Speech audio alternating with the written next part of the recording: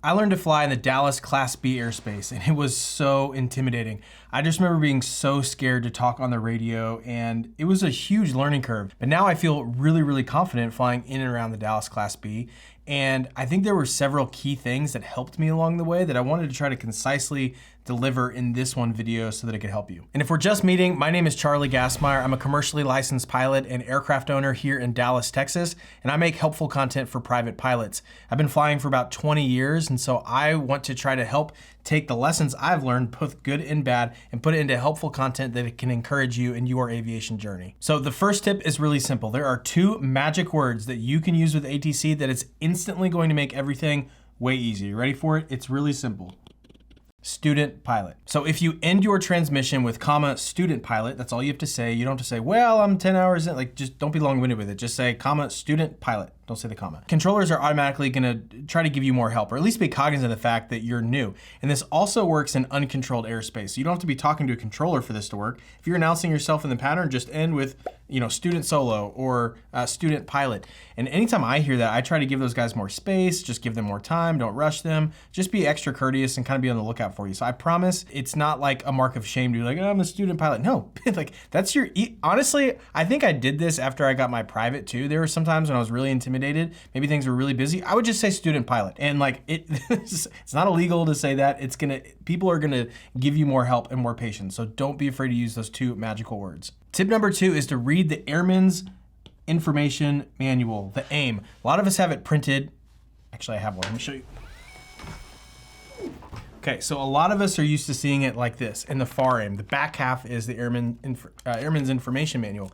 It's also available online for free. A lot of us just think, well, I gotta pick up this expensive book to look through it. It's online, and it is really, really helpful. I'll put a link down in the description. You can search it as you will. And chapter 4 is all about air traffic control, and it covers things like radio communications, phraseology and techniques, airport operations, ATC clearances, services available to pilots, and so much more. And the AIM is actually where tip number 1 came from. So in chapter 4, it says this, this special identification, i.e.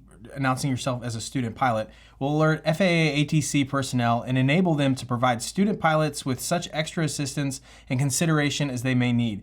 It's recommended that student pilots identify themselves as such on initial contact, you don't have to say it every single time, with such clearance delivery prior to taxiing, ground control, tower, approach, and departure control frequencies. So the AIM is often an overlooked resource because ATC is like learning a new language. There's just a lot of things that are new concepts, new terminology, etc. And a lot of it's just kind of learned by osmosis. Well, if I just am immersed in it enough, then I'll kind of figure it out. But the AIM talks about all the things to expect. It talks about what tower communications look like, talks about what talking to ground control will look like. It talks about all that. So chapter 4 of the AIM, go read it if you're at all uncomfortable with ATC. It'll help you understand what to expect. And that is the third tip, know what to expect. So how do you know what to expect if you haven't done it before? Well, first of all, go read the AIM. But secondly, try to pick up on patterns. And I think the biggest, simplest pattern that I have noticed in all my time flying with air traffic control is this. Pretty much every single transmission you make is this structure. It's who you are, where you are, and what your intentions are. It's who you are, where you are, and what you want to do.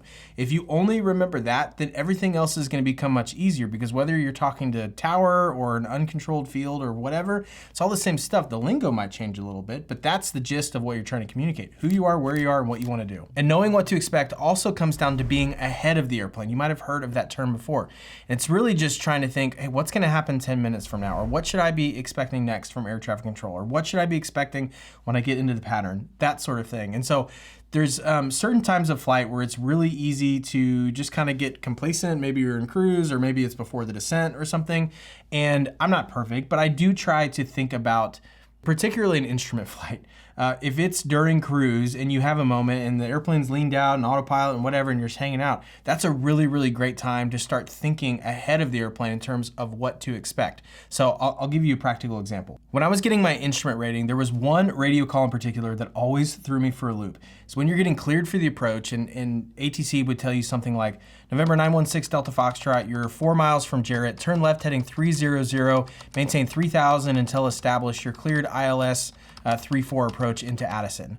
And I like, my blood pressure would not only go up hearing that, my blood pressure would go up like 5 minutes leading up to that transmission, because I thought, I'm comfortable with ATC, but that is like the longest set of instructions to remember. And I was talking to an air traffic controller a while ago, and I brought this up to him. I was like, man, that one always kind of throws me for a loop. And he goes, yeah, but it's always the same stuff. It's always PTAC. I said, what do you mean? He goes, it's position, turn, altitude, and clearance. And so position just tells you where you are. You don't need to repeat that to them because you should know where you already are. Turn, you're expecting a turn to intercept to intercept the approach. Golly, if I can get through my words. Altitude is probably the altitude you're already at. And it's probably the same altitude that they want you on for the approach anyway, so it's probably on the plate. And then clearance is the approach that you've already requested, so that's not new either. So when you think about that, like, it makes logical sense that that would be the progression, and it's the same thing every time. And so once I started to realize that, like, as I was coming in for the approach, now I'll start to remember, like, okay, I'm almost to the approach, I'm expecting a clearance, and it's always gonna follow that same format: position, turn, altitude, clearance. So now when I hear that, it's not that big of a deal. Like, yeah, it's a long transmission, but it's not that big of a deal because I was expecting it. I was ahead of the airplane. So especially when you get your instrument rating, be on the lookout for that transmission. And remember, it's actually pretty simple once you boil it down, and most importantly, it's always the same order every single time. Know what to expect by picking up on patterns. And speaking of picking up on patterns, number 4 is craft, or not as much talked about, is raft. And so if you are getting an IFR clearance, it's always going to be in this same order. It's going to be in craft: your clearance limit, your route, altitude, frequency, transponder. I have a whole separate video that talks about that in more detail and how to get much quicker at writing those clearances. I'll put it up in the corner and down in the description. But this is something that wasn't explained to me before I was an instrument pilot, is that if you get VFR flight following, you get that same, oh, that's my eraser.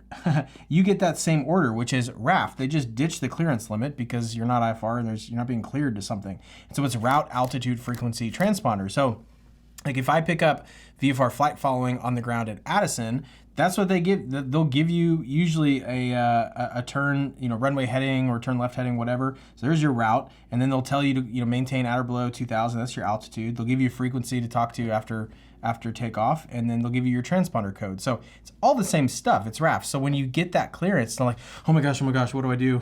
Even though that's how I felt at first. And you realize, like, oh, it's gonna be the same thing. You can write down RAFT on your iPad or on your piece of paper or whatever, and be expecting that. And so again, that I did a whole video on craft, but even if you're a VFR only pilot, I think it'll help you too. So I'll put it up in the corner down in the description. And another good way to know what to expect is to download the Live ATC app. I think it's like $3 or something. I don't know. I think it used to be free. I don't think it's free anymore. Not an affiliate for them, totally unaffiliated with them. But this is a really helpful app just to listen to the traffic patterns. So they have a lot of airports on there. Like, they have Addison, my home airport. And you can listen to it and just get some mental reps of, like, what does this cadence feel like and sound like. But then it gets really cool when you pair it with ForeFlight. It doesn't actually pair, but like, have the ATC app pulled up either on your browser or on your phone, and then pull up ForeFlight. And ForeFlight now has desktop traffic. So if you're connected to the internet, you can pull in live traffic from ForeFlight. And there's a little bit of delay on the Live ATC app, but it's pretty close. And so what you can do is you could just start to study the airport map and be like, okay, I know, just pick a plane to follow. Okay, I know this guy's on downwind, this guy's on base. And so start thinking, what should this guy expect next? He's on the downwind. Okay, let's pretend I'm him. What am I expecting next? And you have his tail number, so you can be listening for that tail number. Like, okay, I'm probably expecting maybe a start your base turn now, or you're cleared to land, or whatever the context is going to be. So you can pick an airplane, follow it, and just try to be ahead of the airplane to know what to expect, and then you can hear it played out in real life. Another helpful app, I have not used it, it seems helpful, is Plain English. If you have used that at all, please leave me a comment. I'd love to hear your thoughts. If there's interest in it, I might do a separate video kind of reviewing them and giving you some debrief. Seems like cool technology, but I haven't used it, so let me know if you have, but that's another cool app to maybe check out. Number 6 is really important, is to listen before you transmit. As newer pilots, it can be really easy to kind of get frantic on the radio, and just as soon as you hop on the radio, you're like, okay, let me announce myself, let me just get to me focused. But the AIM actually talks about this. Anytime you check in on a new frequency, don't check in.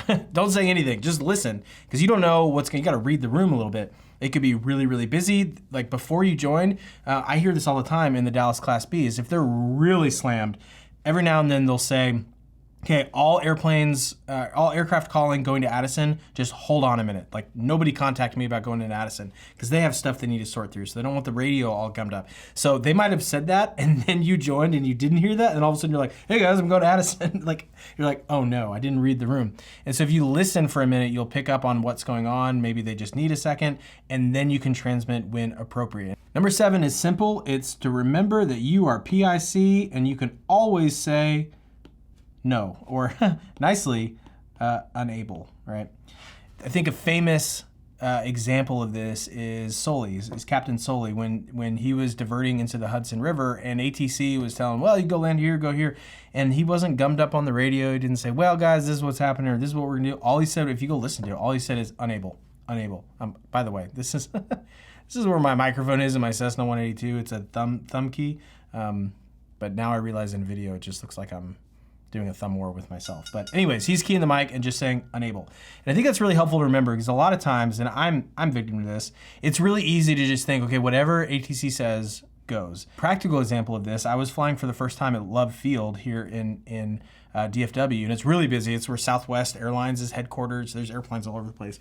I was flying with my dad, and we were flying his 182 at the time. I was left seat, he was letting me fly, and we were taxiing down for takeoff, and there were all these ground control was really, really busy. So I was starting to my heart rate was going up, and they asked, they go, hey, Cessna, whatever, are you going to be ready at the end? And I just instinctively said, yes, we'll be ready. I said, yes. And my dad just he goes, dude, you need a run up. And I was like, oh yeah, I forgot.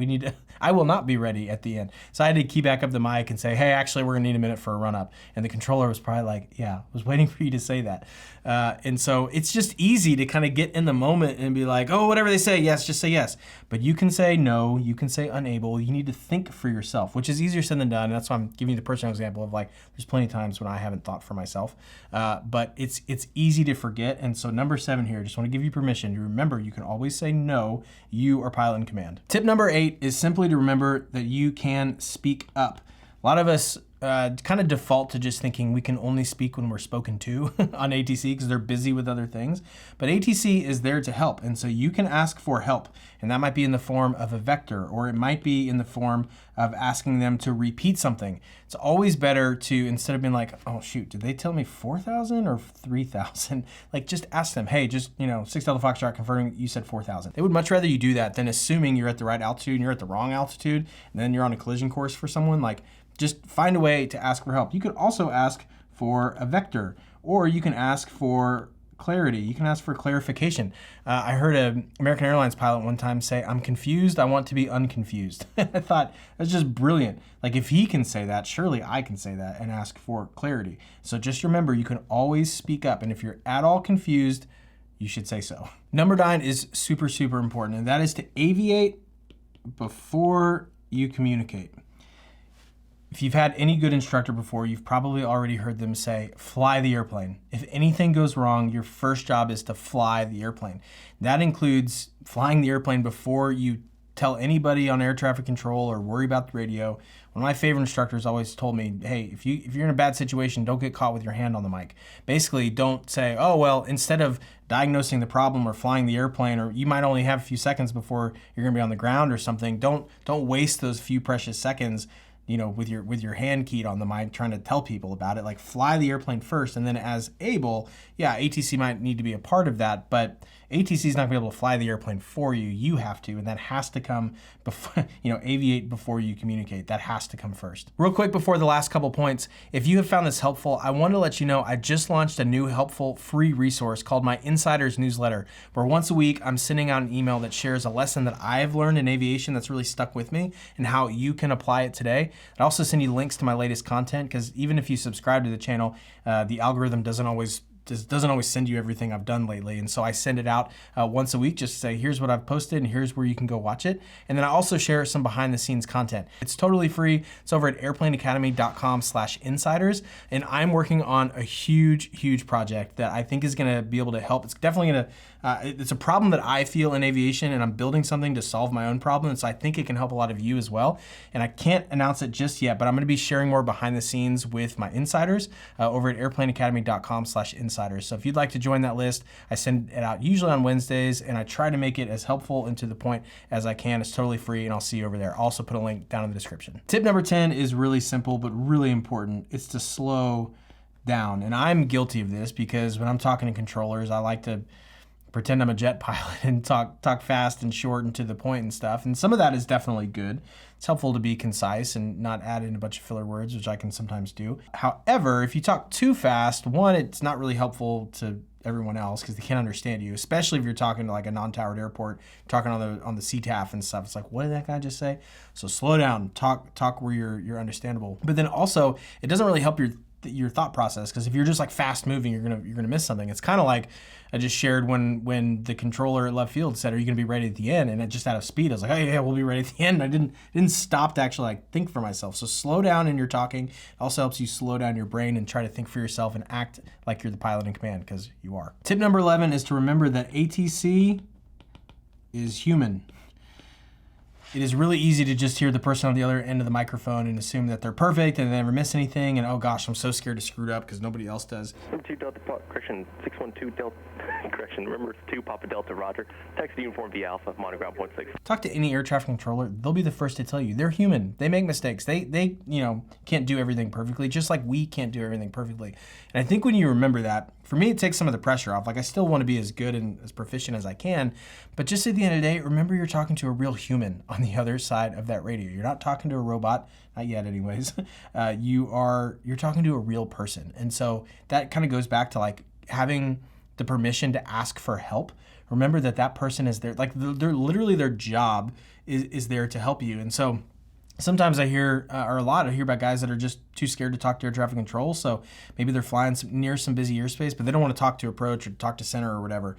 But if you talk to the controllers, they'll tell you, hey, if you're on my radar, I would rather be talking to you just so I can understand what your intentions are. If I can help you in any way, I can help with traffic separation. Like, they would rather be talking to you and helping you rather than you just being another blip on the radar that's just gone radio silent. And I think, again, that goes back to the fact that they're human. They want to help and they want to do everything they can for all the dots in their screen. They want to be helpful. So remember that before you get too freaked out about air traffic control, just remember it's a real person on the other side of that microphone. So if I could leave you with anything, it would be this. Remember that talking to air traffic control, while it can be intimidating at first, is really like 90% all the same stuff once you get used to it. And to prove that, in the video on the screen, I took a real flight where I encountered what I think is probably like 90%, 95% of what you would experience as a VFR pilot. I really hope that it helps you. It's on the screen right now, and I'll see you there.